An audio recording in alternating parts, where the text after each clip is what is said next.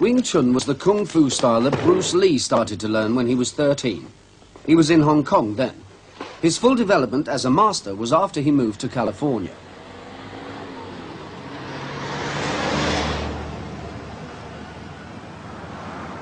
It was in Los Angeles that he began his film career, and at the same time worked out his theories about the fighting arts.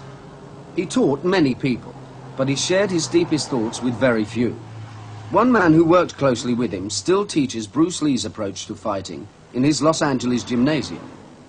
Bruce Li called his system Jit Kun Do, the way of the intercepting fist. Although he was a film star, he was a creative master, one of the men who have kept the fighting arts developing throughout the centuries. Those men who worked closely with him consider that he was a genius.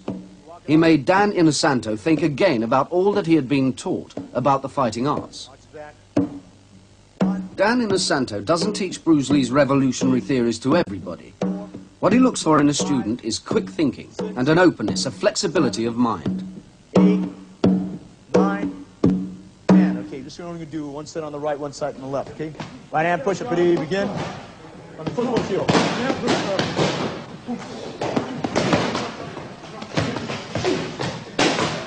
Although Jit Kun Do is based on Kung Fu, it uses many other techniques as well. It even incorporates Western boxing into the Eastern fighting arts. The students are taught to fight ferociously, and yet to be sensitive to their opponent. They must feel out his technique and respond to the energy of his attacks, taking it over and using it against him. Bruce Li taught that the response to attack can be to use a technique from any fighting system in the world. It's a combination of East and West, and there's neither Japanese or Chinese or Okinawan or Korean or Filipino or Indonesian, or which he also borrowed from French Savate quite heavily also. See?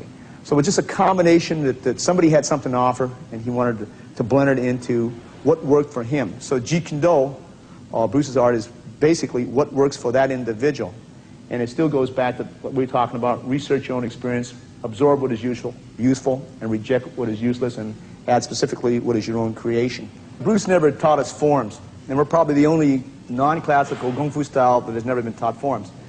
And according to Bruce, if you taught forms, it wouldn't be the mechanics. Okay, if you notice a lot of Chinese sets, they'll go like this, right? And they'll go like this, or they'll go like this, and they'll go like this, and then they'll do it with the left hand, see? Bruce was against forms because you don't know what it's for. Why not just practice it like this? And break, then hit the groin and hit the face and hit, rather than practice it like this and not know what the meaning is for. For instance, if I go like this, why not practice? Rather than do it in a set, why not practice what it's for? Rather than do it in a set like this, do it in a set like this, and the student doesn't know what he's doing, okay? The basics over here is that you have a front barrier and you have a rear barrier. So once the kicking range has been closed, and it usually is closed very quickly, we trap the first barrier. This is referred to as Pak Sao. Pak Sao, okay. Now, depending on his energy, he will come out with maybe as many as 12 different types of techniques, depending on how much force he is given. This is called Lap Sao Gua Choi, okay? Gua Choi, okay, from the position, okay? This is what we refer to as trapping hands, okay?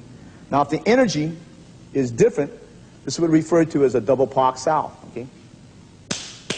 Okay, when you do this, it's your choice. He can go into a bent elbow lock, which is right here.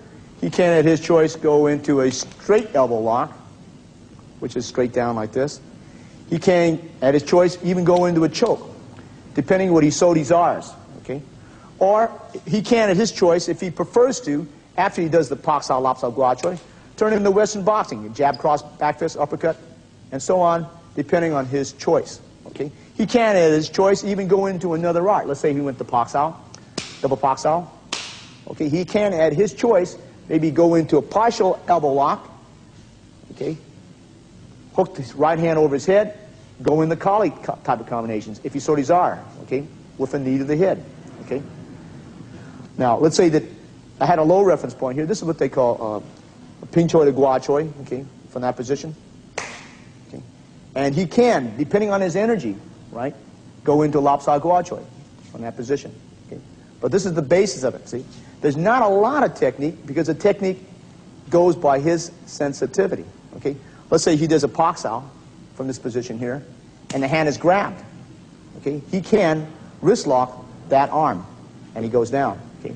So it's not, is it grappling? Is it choking? It doesn't matter. You go according to the sensitivity he gives you. If you limit yourself to a particular style, then you have to solve it. For instance, if I did a Pak-Sao, Wing Chun will go like this. It'll just sometimes go straight. Okay? There is no, maybe I can flow into Kali position here, because this is the foundation that Bruce taught us. That it doesn't matter what art and where you take it from, you just flow accordingly to the structure of your body. So it doesn't have to be. And I think that's where the great fall in the world is. They think it's a Chinese. It is a Kung Fu style because its roots are found in, 50% of it is found in the Wing Chun system. But he went out of it. Okay? There is not like the movies where you see the hook kick and cyclone kick. It is nothing something like this. Let's say we go like this, and this stuff that you would see, very seldom Bruce would use. In all the confrontations that I've seen Bruce, an actual confrontation, I've never seen him do any of this at all unless he's just playing around with the man. Okay? So all this high kicking and flashy kicking is usually out. For an example, right? This here, if he grabs my hand, Bruce would just go stop. That's good enough. See? But you see, as Bruce said, what is spectacular for a movie is not usually practical for the street. And what is practical for the street is very dull for a demonstration. Who wants to see a guy go Pak-Sao, he grabs and you stop and he headbutt, see? Or you hit up. It's not spectacular enough, see? But now the spectacular stuff of this stuff here, it attracts the audience, right? But it's not where the art is at, okay? This is where we are, where Bruce said he was violently against. Bruce said that you had to have something between East and West. And I think in the Orient they tend to be over-secretive, over-flowery sometimes, and hiding a lot, see? If you're secure in your knowledge, you don't have to hide it. Why hide it? You can just bring it out.